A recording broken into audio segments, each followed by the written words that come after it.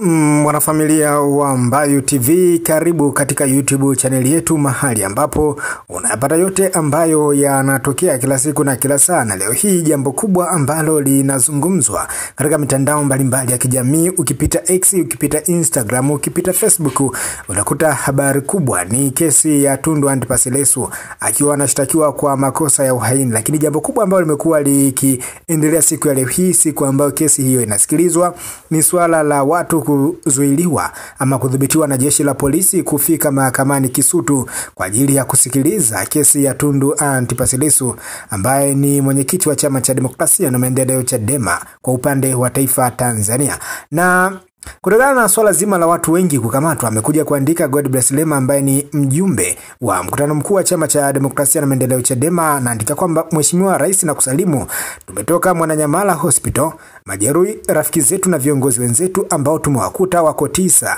waliokamatwa leo mahakamani, lakini yuko mtu mmoja tumeambiwa alipigwa sana na tunaambiwa amekufa. Tumefika mochwari tukakuta polisi wanataka kushusha maiti. Tulikaa pembeni ili wamalize kazi yao, badala ya mwili kushushwa ili tuweze kuitambua hiyo maiti, badala yake gari ya polisi ilikimbia na kuondoka na mwili wa marehemu, wakati tulikuta marehemu alikuwa amekwisha andikishwa kuingia mochwari. Nimesema nikupe taarifa na pia nikutakie kazi njema sana, na Mungu akulinde wewe na familia yako, damu itanena. Ameweza kuandika hivyo Godbless Lema ambaye ni mjumbe wa mkutano mkuu wa Chama cha Demokrasia na Maendeleo Chadema. Ni kwamba kwa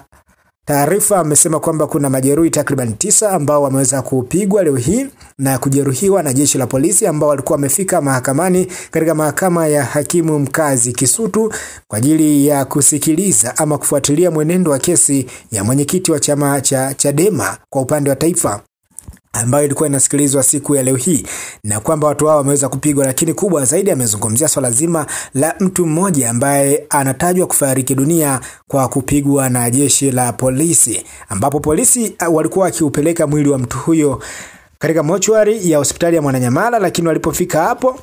baada ya kuwaona viongozi wa Chadema, basi polisi wakaondoka na hawakuweza kushusha mwili huo, kwa sababu labda walikuwa wanahofia kwamba Chadema wakiona itakuwa ni shida nyingine tena, kwamba wataenda kuanza kuzungumza na mambo mengine yatakuwa ni mazito zaidi yatakuwa yametokea. Ameweza kuandika vitu vingi Godbless Lema, lakini kubwa zaidi huku chini ameweza kumtakia kazi njema Rais wa Jamhuri ya Muungano wa Tanzania Daktari Samia Suluhu Hassan, ambapo mwaka huu utakumbukwa ni mwaka wa uchaguzi. Kumekuwa na mambo mengi sana, kumekuwa na joto kubwa sana, yani imepita hata pale kusema kile kipimo ambacho kilikuwa kimetarajiwa na watu wengi kimekuwa ni kikubwa. Na hii ni miezi mitatu ya uongozi mpya wa Chama cha Demokrasia na Maendeleo Chadema, kama ambavyo tulishuhudia moto mkali wakati wa uchaguzi ndani ya chama, hivyo tumeona nguvu kubwa inazidi kutokea nje baada ya kumalizika kwa uchaguzi wa ndani ya chama. Tunaona namna gani kazi zinakuwa zinafanyika, tunaona namna gani uongozi mpya chini ya mwenyekiti Tundu Antipas Lissu ambaye anashtakiwa kwa makosa ya uhaini amekuwa ana nguvu kubwa ya ushawishi. Wamekuwa kibuka na ajenda mbalimbali kila siku, na ajenda kubwa ambayo imekuwa ikileta mivutano mikubwa hapa nchini Tanzania ni ajenda ya no reforms no election, kwamba kama hakuna mabadiliko ya kiuchaguzi basi hakutakuwa na uchaguzi ambao umepangwa kufanyika mwaka huu, mwaka 2025. Mambo ni mengi sana mtazamaji wa Mbayu TV, lakini hayo ndio ambayo ameweza kuyaandika Godbless Lema siku ya leo hii, kwamba watu 9 wameweza kujeruhiwa na mtu mmoja ameweza kufariki dunia katika ile vuta ni kuvute ya pale mahakamani Kisutu. Bwana, hii ni Mbayu TV, ni kukusii kama bado haujasubscribe YouTube channel yetu, basi hakikisha kwamba una subscribe, lakini pia hakikisha kwamba una like, una comment na kushare taarifa zote ambazo sisi tunakupatia wewe kila siku na kila saa. Ni David Edward, uwe na siku njema mtazamaji wa Mbayu TV.